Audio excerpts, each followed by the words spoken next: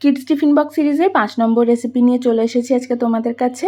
বাচ্চারা চাউমিন খেতে ভীষণ পছন্দ করে, তাই আজকে চাউমিন বানাবো টিফিনে, কিন্তু সেটা একটু হেলদি ওয়েতে, মানে বেশি ময়দা খাওয়া তো বাচ্চাদের জন্য ঠিক না। তাই আজকে চাউমিন বানাবো সেমাই দিয়ে। তোমরা অনেকেই হয়তো এটা বানিয়ে থাকো।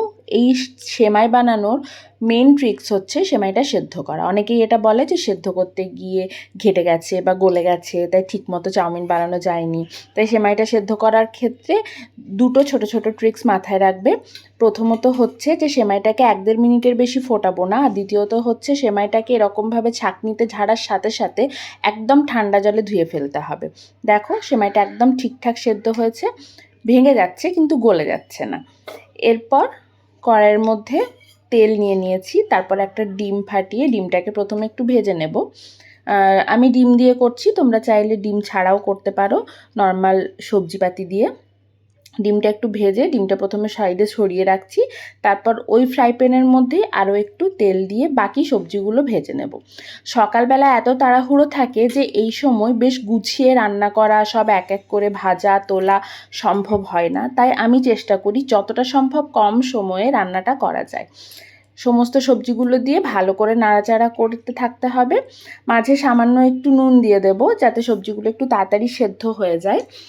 নুন দেওয়ার পর আরও মিনিট 2 একটু নাড়াচাড়া করে নেওয়ার পর তারপর সেমাইটা দিয়ে দিতে হবে। খুবই সহজ একটা রান্না, তোমরা সবাই জানো, অনেকেও করো আবার অনেকে করো না। যারা করো না তাদের আশা করি এটা খুব উপকার হবে। সেমাইটা দিয়ে দেওয়ার পর এর মধ্যে আমি পরিমাণ মতো নুন, চিনি, গোলমরিচের গুঁড়ো আর সামান্য একটু সয়া সস দিয়ে দিলাম। ব্যাস, এরপর ভালো করে নাড়াচাড়া করে মিশিয়ে নিলে আর একটু ভাজা ভাজা করে নিলেই কিন্তু একদম রেডি হয়ে যাবে আমাদের আজকের টিফিন। দেখো দেখতেও কিন্তু খুব সুন্দর হয়েছে আর খেতেও কিন্তু খুব ভালো হয় এটা।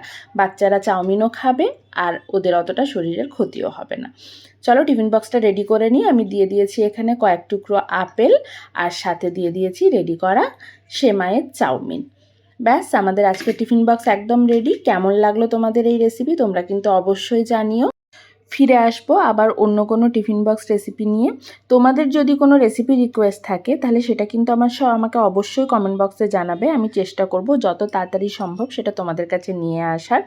আর আমার এই কিডস টিফিন বক্স সিরিজটা তোমাদের কেমন লাগছে সেটাও আমাকে অবশ্যই জানাবে। এসব দেখলে আমি একটু উৎসাহ পাই, এই আর কি। তোমাদের সাথে কথা বলতে বলতে আমার টিফিন বক্সটাও রেডি হয়ে গেছে। ব্যাস, এরপর টিফিন বক্সের ঢাকনা বন্ধ করে দিয়ে দেওয়ার পালা। চলো আজকের মতো এটুকুই, আবার শীঘ্রই দেখা হবে অন্য কোনো রেসিপিতে। টাটা।